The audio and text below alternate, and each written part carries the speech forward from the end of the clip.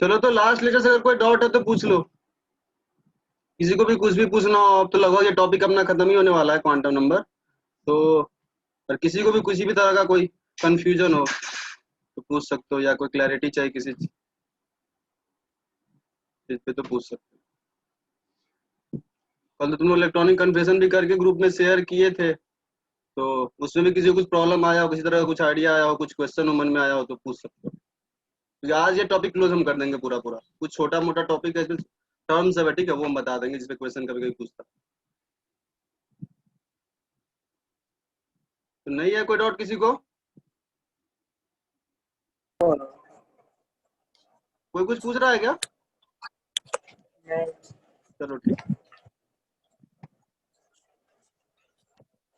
हम लोग quantum number सारा पढ़ लिए लगभग। देखो कल सब लोग इलेक्ट्रॉनिक कन्फर्मेशन करे ग्रुप में शेयर किए थे, ठीक है, तो लगभग सबको समझ में आ गया। हम देख लिए समझ में सबको आ गया है।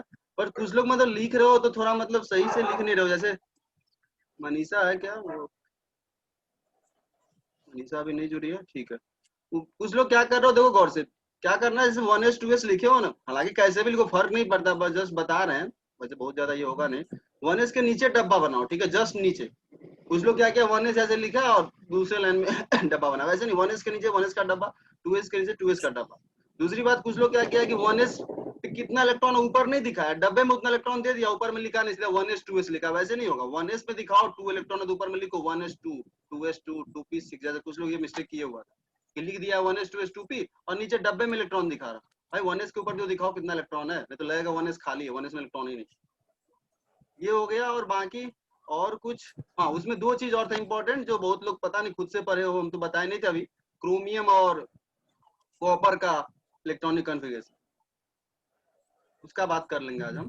कुछ लोग मिस्टेक भी किया, खैर कोई नहीं। जो लोग किए वो लोग पढ़े थे खुद से, क्या बुक देखे थे या पहले से ही जान रहे थे?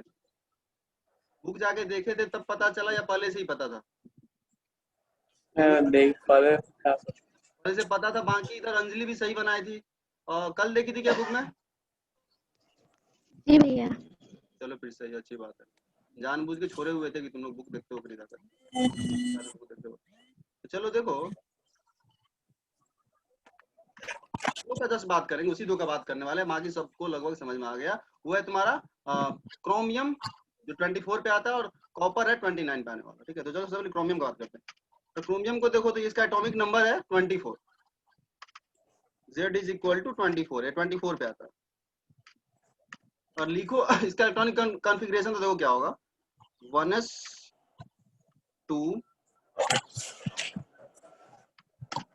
2s 2। इस सबको बोला जाता है एक्सेप्शनल इलेक्ट्रॉनिक कॉन्फ़िगरेशन, मतलब एक्सेप्शन में आता है ये सब। 2s 2 2p6 3s 2 3p6 4s 2। कितना हो गया, 20 हो गया होगा, और तुम्हें चाहिए 24। तो अगर यूजुअल हम लोग लगाए हूंस रूल वगैरह और बाउ लगाए तो आंसर होना चाहिए 3d4। ये है हमारा जो इलेक्ट्रॉनिक कॉन्फ़िगरेशन हम लोग एक्सपेक्ट कर रहे हैं बेस्ड ऑन बाउ प्रिंसिपल।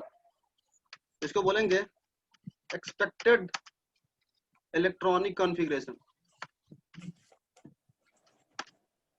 यह होना चाहिए था, ऐसा हम लोग उम्मीद लगा सकते हैं, ठीक है, जो हम लोग पढ़े उसके अकॉर्डिंग। बट सच में ऐसा नहीं होता, इसका इलेक्ट्रॉनिक सच में ऐसा नहीं होता है, रीजन है उसका, ठीक है। सच में जो होता है वो तुम्हारा होता है, कॉपी कर देते उसका सीधा। देखो गौर से, यहाँ ध्यान देना, एक चीज और बताना है हमको, यहाँ एडिशनल देखो। ऐसे यहीं से मान लो हमें KLMN वाला इलेक्ट्रॉनिक कॉन्फ़िगरेशन लिखना है क्रोमियम का, हम तो नहीं लिखे थे, 20 तक लिखे थे, बट यहीं से तुम KLMN वाला भी लिख सकते हो। देखो कैसे, जस्ट बता रहे हैं, सारे का तुम लिखे और चाहो तो KLMN वाला भी उससे निकाल सकते हो।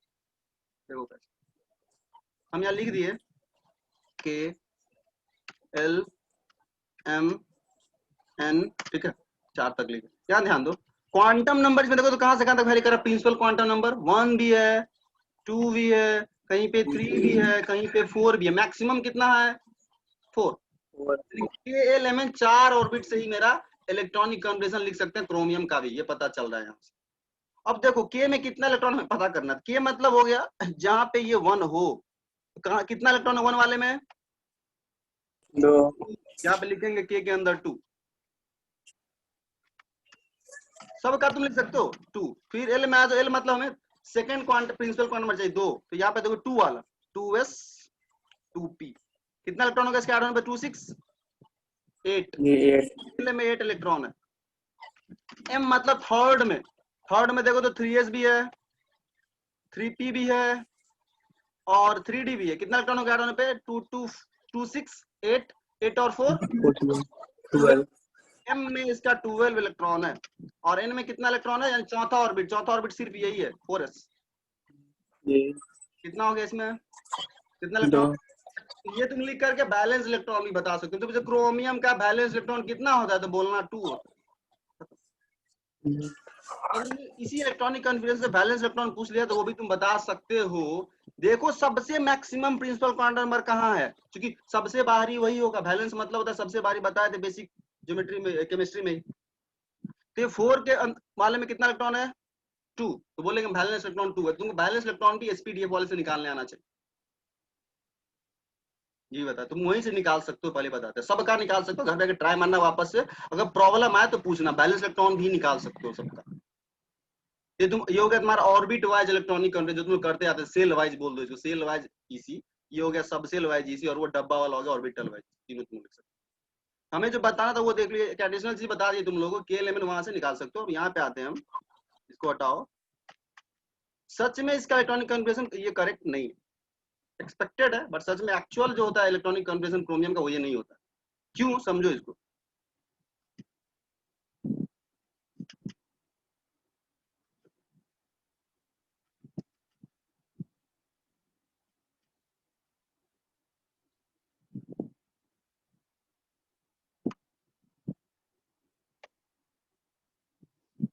फोरस में एक डब्बा, 3D में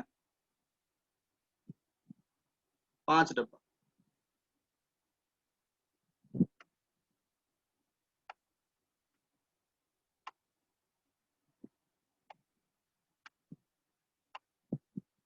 ठीक है, अब चलो अभी के अकॉर्डिंग जो एक्सपेक्टेड है उसके अकॉर्डिंग अगर बात करें, हम लोग बोलेंगे इसमें 2 इलेक्ट्रॉन, जो कि यही ज्यादा तो कुछ लोग लिखे हुआ था जिनको पता नहीं था और हम बताए भी नहीं थे, और कुछ लोग जाके बुक में खुद से देखे हो तो पता चला है, बट समझ लो इसका रीजन। 3D4 है, पूर्ण शुल्क का अकॉर्डिंग क्या होगा, सब में एक एक जाएगा इलेक्ट्रॉन, 1 2 3 4। ठीक है, चलो ये हो गया, ये हो गया। अब देखो यहाँ पे कुछ एक्सपेरिमेंटल ऑब्जर्वेशन भी है, ठीक है, और कुछ थ्योरेटिकल एक्सप्लेनेशन भी इसका। एक्सपेरिमेंटल ऑब्जर्वेशन पहला बात ये है कि 4s और 3D में किसका एनर्जी ज्यादा है, 3D का 3D में बाद में इलेक्ट्रॉन गया था, बाउ प्रिंसिपल से बाद में गया होगा, उसमें ज्यादा एनर्जी होगा। जो पीछे है उसमें कम एनर्जी है, 4s में कम एनर्जी। बट एक्सपेरिमेंटली ऐसा ऑब्जर्व किया गया है कि 4s और 3D में 3D का एनर्जी भले ही ज्यादा होता है बट 4s से बहुत कम ज्यादा होता है, मतलब दोनों के बीच डिफरेंस जो है ना बहुत कम है। इसीलिए इलेक्ट्रॉन के लिए रिलेटिवली आसान होता है जंप होना 4s से 3D में। पहला तो ये हो गया एक्सपेरिमेंटल है कि 4s से ज्यादा एनर्जी 3D का होता है, बट लगभग दोनों में अंतर बहुत कम का होता है, बहुत कम एनर्जी का अंतर होता है। जैसे 3p से 4s में गैप ज्यादा का होगा, बट 4s 3D एनर्जी में क्लोज होता है। कुछ बुक्स में देखना ऐसे ड्रॉ करके भी दिखाया रहता है, आगे हम बताएंगे केमिकल बॉन्डिंग वगैरह में। तो 4s और 3D में बहुत कम का गैप होता है, बहुत क्लोज होता है। तो इलेक्ट्रॉन को थोड़ा सा भी एनर्जी मिला ना तो ये जंप कर सकता है 4s से किसमें, 3D। 3D अब जंप करेगा तो भाई फायदा होना चाहिए तब जंप करेगा, जंप करेगा फायदा होगा तभी जंप करेगा। ऐसा नहीं कि मतलब घाटा के लिए वैसा कुछ करना चाहिए। तो वो एनर्जी लेके जंप कर रहा है हायर एनर्जी स्टेट में, और अगर वो एटम को स्टेबल नहीं बनाया, एटम को उससे अगर फायदा नहीं हो रहा तो वैसा नहीं होगा। बट चूंकि इस केस में फायदा हो रहा है, फायदा क्या हो रहा है सोचो, अगर 4s से एक इलेक्ट्रॉन कूद के 3D में चला जाता है थोड़ा सा एनर्जी लेके, चूंकि एनर्जी गैप बहुत कम है, तो क्या होगा 3D में बच जाएगा, 4s में कितना हो जाएगा 1 इलेक्ट्रॉन, 3D में 5। इसको दिखाते हैं, रुक जाओ, ये तुम्हारा हो जाएगा खत्म। ठीक है,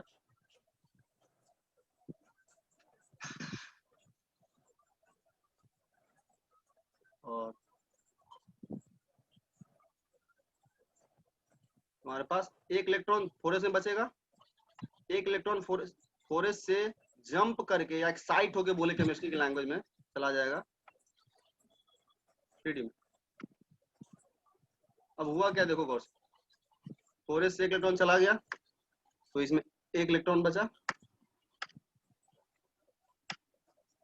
और 3D में एक ऐड हो गया तो 5 हो गया। तो पहले ऐसा नहीं होने से पहले क्या था, 4s में 2 इलेक्ट्रॉन था और 3D में 4 इलेक्ट्रॉन था, और ऐसा होने के बाद ऐसा कुछ हो गया सीन।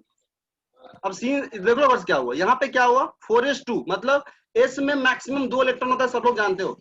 तो यह तुम्हारा फुलफिल्ड था, फुलफिल्ड था मतलब स्टेबल था। तुम लोग को स्टार्टिंग में बताते हाफ फील्ड और फुल फील्ड ऑर्बिटल जो होता है जनरली स्टेबल होता है।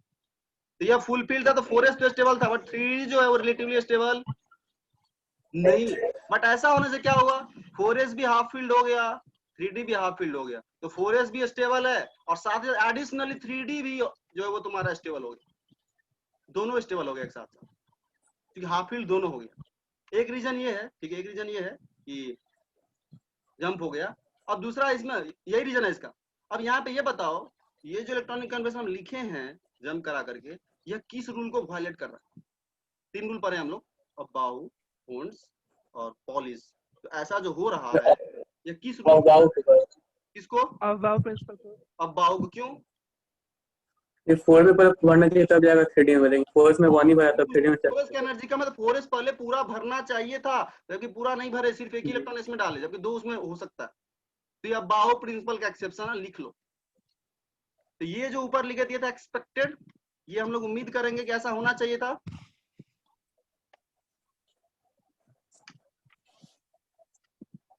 ये एक्सपेक्टेड है और ये सच में ऐसा कुछ हो जाता है, एक्चुअल इलेक्ट्रॉनिक कॉन्फ़िगरेशन। ये तुम्हारा करेक्ट क्रोमियम का इलेक्ट्रॉनिक कॉन्फ़िगरेशन है। रीजन ये है, इलेक्ट्रॉन जंप होने से दोनों सबसेल तुम्हारा हाफ फील्ड हो गया और दोनों स्टेबल हो गया एक साथ। दूसरा ये भी बोलना है तुम्हें कि 4s और 3d में चूंकि एनर्जी कम है, इसलिए इलेक्ट्रॉन के लिए रिलेटिवली आसान है जंप होना, और गैप ज्यादा रहेगा फिर नहीं जंप कर पाएगा। तो ये भी एक रीजन है कि एनर्जी गैप बहुत कम होता है 4s और 3d के बीच। दोनों का अगर वेव फंक्शन भी अगर लिख के देखोगे तो पता चलेगा, वहां से डिफरेंस बहुत कम दिखता है। वो मैथमेटिकल डिस्कशन है, उसमें हम लोग को जाने का कोई खास जरूरत है, बट दैट तुम ध्यान रख सकते हो कि 4s और 3d में एनर्जी गैप बहुत कम होता है। एंड 3d का एनर्जी ज्यादा है बट बहुत ज्यादा गैप नहीं 4s से। 4s 3d का एनर्जी लगभग क्लोज ही होता है। लिख लो क्विकली, ठीक है। और रीजन में लिख लेना कि हाफ फील्ड जो सबसेल होता है वो तुम्हारा मोर स्टेबल होता है देन पार्शियली फील्ड सबसेल। और ये जो इलेक्ट्रॉनिक कॉन्फ़िगरेशन है वो किसका एक्सेप्शन है?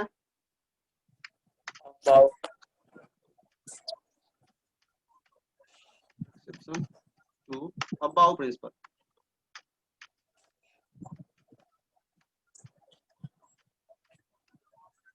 ठीक है, चलो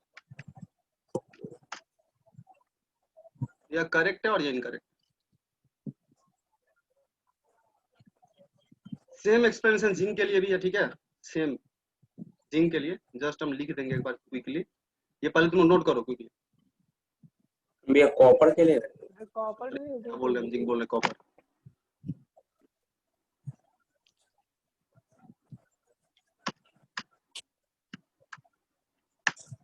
कॉपर की बात करें तो क्या होगा उसका, ये पूरा कोई कॉपी मारते हैं यहाँ से। कॉपर में 29 होता है इलेक्ट्रॉन, ठीक है, तो ये तुम्हारा 2 होना चाहिए था यहाँ पे और यहाँ पे 9 होना चाहिए था, जो कुछ लोग लिखे भी हो। बट सच में क्या होता है, 4s से एक इलेक्ट्रॉन कूद के जो ही 3d में जाएगा 3d 10 हो जाएगा, 3d फुल फील्ड हो जाएगा। और जानते हो कि जब पूरा फुल होता है कोई भी सबसेल तो वो ज्यादा स्टेबल होता है।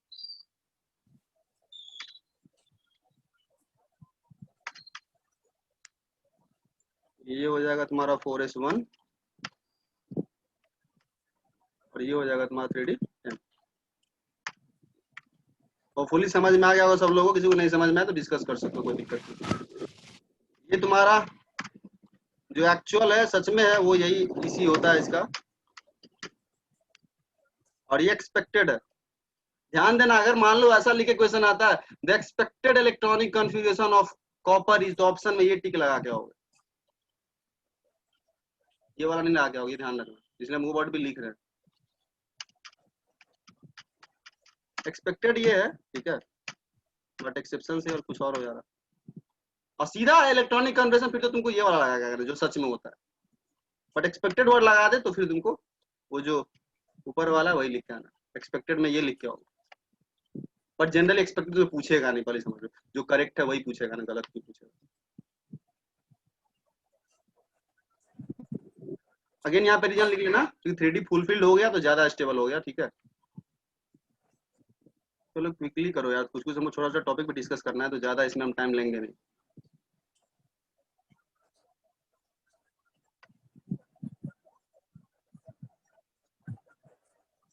चलो सब लोग नोट कर लिए क्या? जी भैया। जस्ट अब देखो यार, हम ये बोल रहे हैं कि ऐसा होने से जो सबसेल है 3D वो हाफ फील्ड या फुल फील्ड हो जा रहा है तो स्टेबल हो।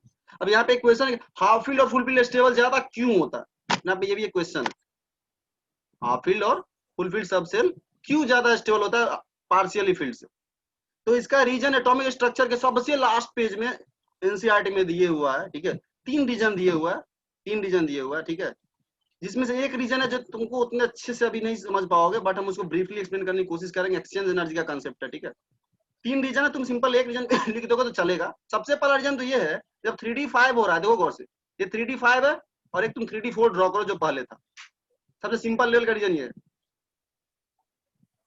तुमसे पूछे 3D4 क्यों ज्यादा स्टेबल है, 3D5 क्यों ज्यादा स्टेबल, रीजन बताओ। जब 3D4 होगा, देखो गौर से, ऐसा कुछ होगा। 3D4 में 1 इलेक्ट्रॉन, 2 इलेक्ट्रॉन। एनसीईआरटी में एटॉमिक स्ट्रक्चर सबसे लास्ट में, समझ रहे हो, सबसे लास्ट में अलग से दिए हुआ है एक सेक्शन बना करके कि मतलब why half filled and full field सबसे मोर स्टेबल। तो इसका रीजन 3 रीजन दिए हुआ उसमें देखना। देखो सॉरी 5 कर दिए, 5 डब्बा तो बनाया ही नहीं, एक और डब्बा यहाँ बनेगा जो खाली होगा। तो देखो 3D4 से ज्यादा स्टेबल 3D5 क्यों? सबसे पहला रीजन दिया हुआ है सिमेट्री, सिमेट्री ऑफ ऑर्बिटल्स। देखो है क्या, इसमें 5 सबसेल है, 5, इसमें देखो पांचों के जैसा एक जैसा बिहेवियर लग रहा है। यहाँ पांचों को एक एक इलेक्ट्रॉन मिलेगा। सिमेट्री का मतलब क्या होता है? सब तरफ से वो एक जैसा लगे, सिमेट्री इसको बोलते हैं।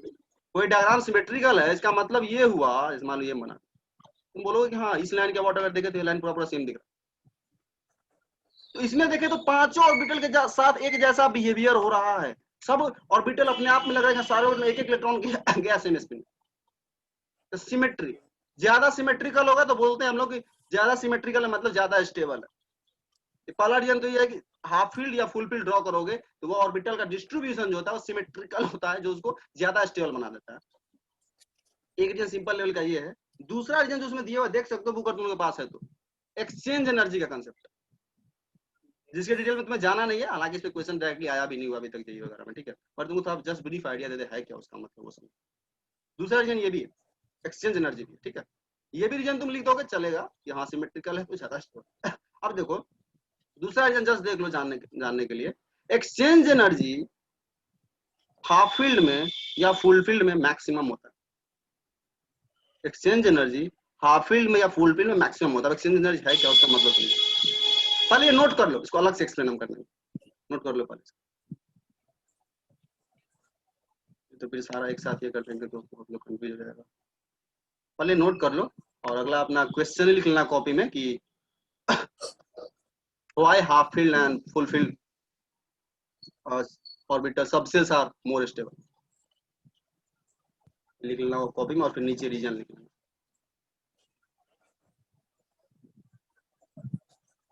ये सब लोग लिख लिए हो क्या? जी भैया। बाकी लोग? जी। चलो फिर सही, तो इसको हटाते हैं।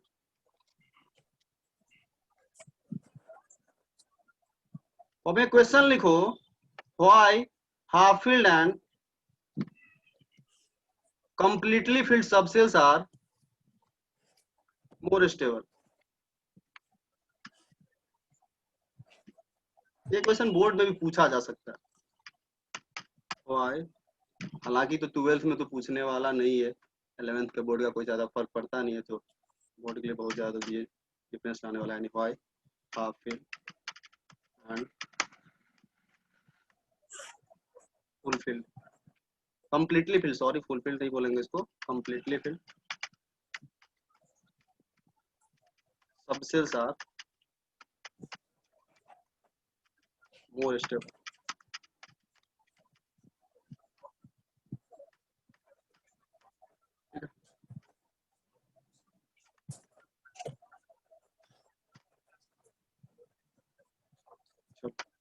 सबसे पहला रीजन होगा इसमें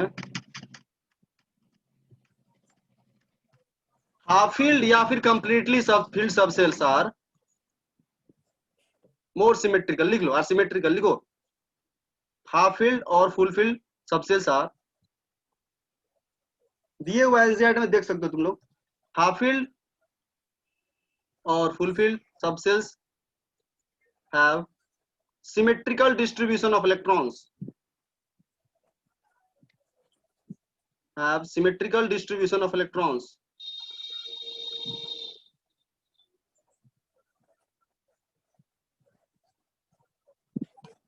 So they have they are more stable, simple लिखो, so they are more stable. Symmetry मतलब ही होता है ज्यादा, सिमेट्रिकल मतलब स्टेबल ज्यादा। ये ऑर्गेनिक केमिस्ट्री में तुमको बार बार बोला जाएगा, कंपाउंड वगैरह बनाएंगे सर लोगों ने तो बोलेंगे देखो ये ऐसा सिमेट्रिकल है कंपाउंड तो ज्यादा स्टेबल है, स्टेबिलिटी का ऑर्डर वगैरह पूछा जाता है तो वहां पे भी ध्यान रखना, ज्यादा सिमेट्रिकल मतलब ज्यादा स्टेबल, और ज्यादा स्टेबल मतलब एनर्जी कम। ये तीनों लिख लो कॉपी में, हमेशा के लिए जो केमिस्ट्री में, ज्यादा सिमेट्रिकल मतलब ज्यादा स्टेबल, और ज्यादा स्टेबल मतलब एनर्जी कम हो जाता है उसका।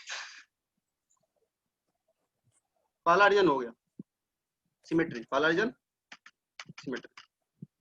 रीजन 2 है वो ये लिख लो, इसमें रीजन 2 पर लिख लो, फिर एक्सप्लेन करते हैं। हाफ फील्ड और full field, sorry completely filled subshells have maximum exchange energy.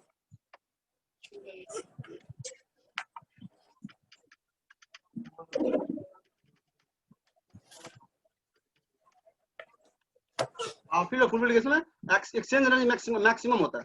तब यहाँ पर कुछ लोग सोचेगा एनर्जी मैक्सिमम है फिर तो इसका स्टेबिलिटी कम होना चाहिए, मन में ऐसा आ रहा होगा कुछ लोगों को, एक्सचेंज एनर्जी जब इसके लिए मैक्सिमम है तो फिर इसका स्टेबिलिटी कम हो जाएगा, एनर्जी ज्यादा मतलब स्टेबिलिटी कम होता है, बट ऐसा नहीं, एक्सचेंज एनर्जी पहले मतलब समझो तब समझ में आए। देखो एक्सचेंज एनर्जी होता क्या पहले समझो, हालांकि पहले बता दे, इसके डिटेल में तुम्हें नहीं जाना है, एनसीईआरटी में देखना नीचे लिख दिया गया है exchange energy will be dealt in detail in higher classes, बोल दिया है क्लियरली, ठीक है, तो ग्रेजुएशन के बाद का बात है। चलो देखो ड्रॉ करते हैं, ऐसे हम ड्रॉ करते हैं, मान लो 3D4 और 3D5,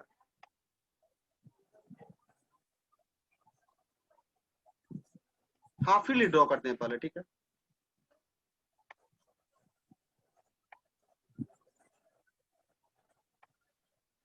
मान लो हमारे पास 3D5 है जो कि हाफ फील्ड है,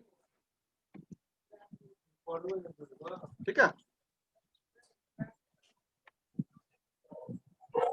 1 2 3 4 5, ठीक है। और एक मान लो तुम्हारे पास है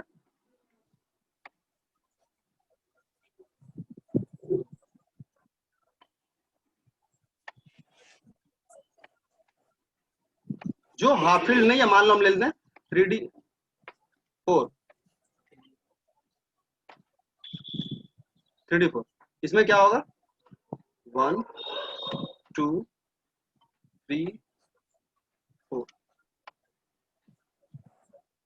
देखो एक्सचेंज एनर्जी क्या बोलता है वो समझना, ऑर्बिटल्स के अंदर इलेक्ट्रॉन है, ठीक है, इलेक्ट्रॉन है, तो उसका सच में एक होता है कि एनर्जी इतना होना चाहिए जो हम एक्सपेक्ट कर रहे हैं, फिर होता क्या है जो इलेक्ट्रॉन सेम स्पिन में है, देखो ये भी अपवर्ड है ये भी अपवर्ड है, ये अपना पोजीशन इंटरचेंज कर सकता है, मतलब यह इलेक्ट्रॉन एक्सचेंज होकर यहां जा सकता है, यह इलेक्ट्रॉन एक्सचेंज होकर यहां आ सकता है, मतलब इन पांचों स्पिन जो सेम स्पिन में पैरेलल स्पिन में, वह पांचों में आपस में पोजीशन का इंटरचेंज पॉसिबल होता है, और जब ये पोजीशन इंटरचेंज करता है ना उस टाइम में एनर्जी रिलीज होता है, और जो एनर्जी रिलीज होता है उसी को बोलते हैं एक्सचेंज एनर्जी।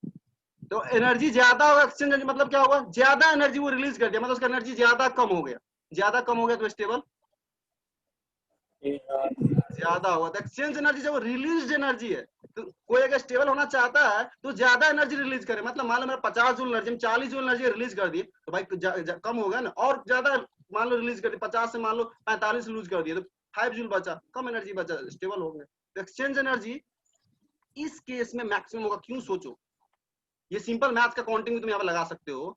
5 यहाँ पे है, कोई किसी के साथ भी इंटरचेंज हो सकता है। इसको तुम ऐसे रिलेट करो, 5 आदमी पार्टी में आया है, ठीक है, सब सबसे हाथ मिला रहा है, सब कोई सबसे हाथ मिला रहा है, कितने तरह से हाथ मिल सकता है?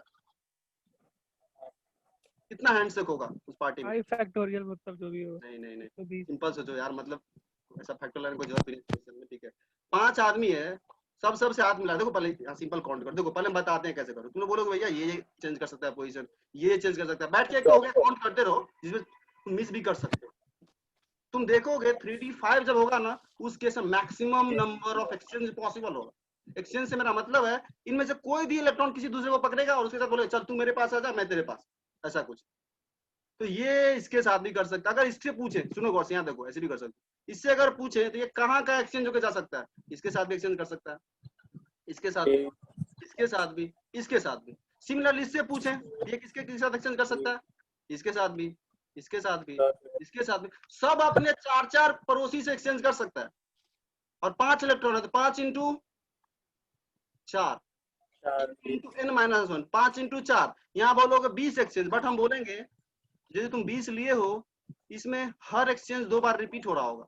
ये थोड़ा हम मैथमेटिकल बात कर रहे हैं काउंटिंग का, क्योंकि जब ये इससे हाथ मिलाया होगा उस टाइम वो अकाउंट इसमें भी गया होगा। जैसे मान लो हम और तुमसे हाथ मिलाया, तो तुम अपने हैंडशेक में भी काउंट कर लोगे और हम अपने हैंडशेक में भी काउंट करें, बट वो सच में तो एक ही हैंडशेक हुआ, तो बाई 2 भी करना होगा। हालांकि छोड़ो, इस पे मत जाओ, ठीक है, इससे मत जाओ।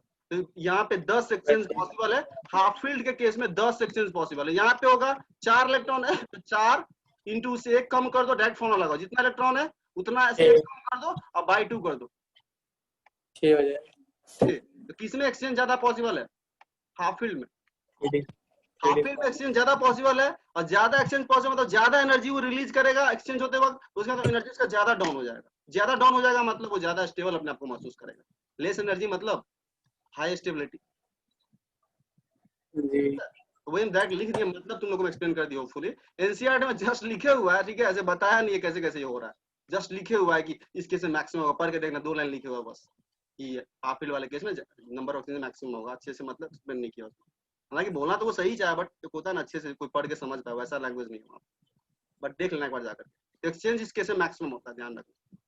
हमेशा पैरेलल स्पिन वाला ही एक्सचेंज करेगा, पहले ध्यान रखना। अगर ये क्लॉकवाइज है, कहीं एंटी क्लॉकवाइज आ जाए, मान लो ऐसा कुछ, ऐसा कुछ, तो ये दोनों, ये वाला इसके साथ एक्सचेंज नहीं कर पाएगा, पैरेलल स्पिन वाला ही कर पाएगा। तो मैक्सिमम पैरेलल कितना तुम कर सकते हो? 5 डब्बे में 5 ही तो कर सकते हो, 5 से ज्यादा थोड़ी ना कर सकते हो पैरेलल, ठीक है। तो देखो होता क्या है सच में, इससे हो क्या जाता है, जस्ट समझ लो थोड़ा सा।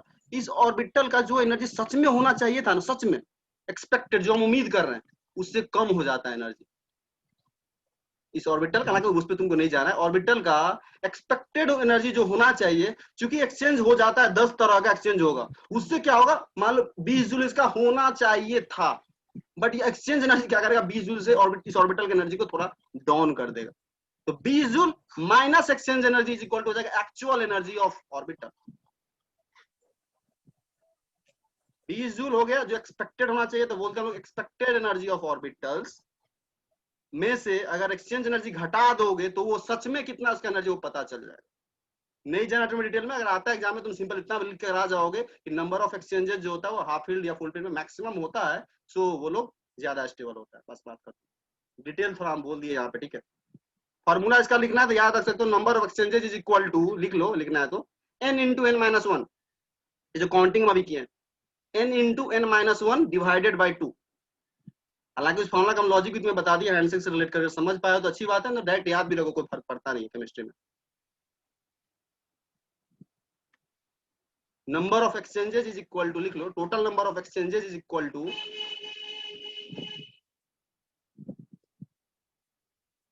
n into n-1 by 2। तो फॉर्मूला किसका है, total number of exchanges is equal to n times n-1 divided by 2। जहां n क्या है, total number of electrons with parallel spin, with parallel spin, ये ध्यान रखना। where n is equal to total number of electrons with parallel spin, same direction में कितना electron है तुम्हारे पास, क्योंकि वही आपस में इंटरचेंज करेगा।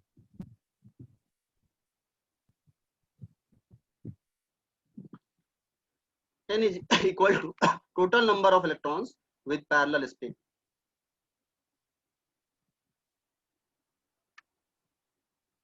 चलो ठीक है, तो ये भी हो गया। एक्सचेंज एनर्जी का डेफिनेशन लिखना है तो लिख लो just, the energy released, the energy released, the energy released when the energy released when two electrons with parallel spin, two electrons with parallel spin of the same subshell, of the same subshell। अब ऐसा नहीं 2s वाला 2p के साथ करेगा exchange, ऐसा नहीं होता। 2s के अंदर ही जो डब्बा है उसी में एक्सचेंज होगा। when the energy released when two electrons with parallel spin of the same subshell exchange their position, exchange their position is called exchange energy। the energy released when two electrons with parallel spin of the same subshell exchange their position is called exchange energy। वही तुम्हारा exchange energy होता है। नीचे लिख लो, higher the exchange energy, higher the exchange energy, higher is the stability। जितना ज्यादा exchange energy होगा उतना ज्यादा स्टेबिलिटी होगा। इसको एनर्जी के टर्म्स में मत सोचना, रिलीज हो रहा है वो एनर्जी, जितना ज्यादा रिलीज करोगे उतना तुम्हारा एनर्जी कम होगा। तो बहुत लोग ऐसे सोचने लगता है ज्यादा एनर्जी हुआ, ज्यादा हुआ तो स्टेबल कम होना चाहिए। भाई ज्यादा एनर्जी हुआ तो उतना ज्यादा रिलीज किया है, रिलीज वाला एनर्जी इतना माइनस हो गया उसके एनर्जी से, इसलिए ज्यादा एक्सचेंज एनर्जी मतलब ज्यादा स्टेबिलिटी होता है।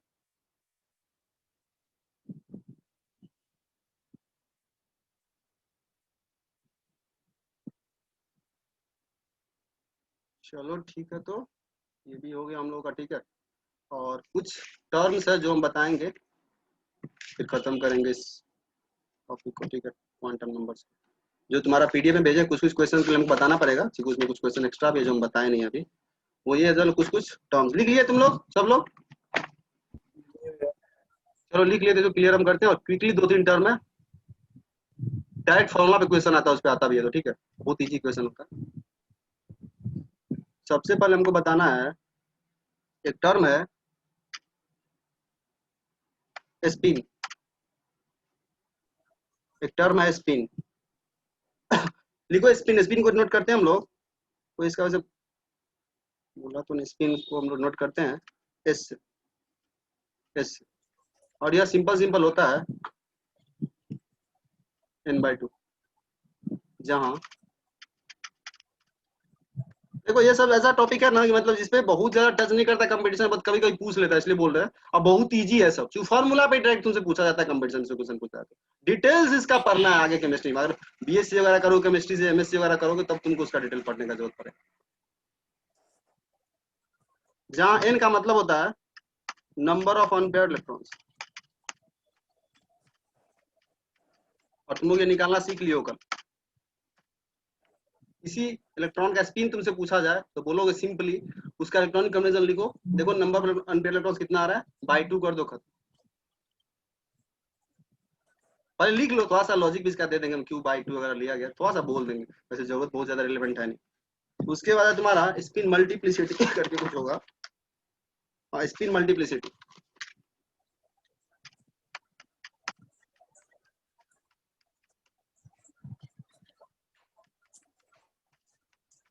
वो है सिंपल, ऊपर से s निकाल लिए n/2 करके, 2s + 1,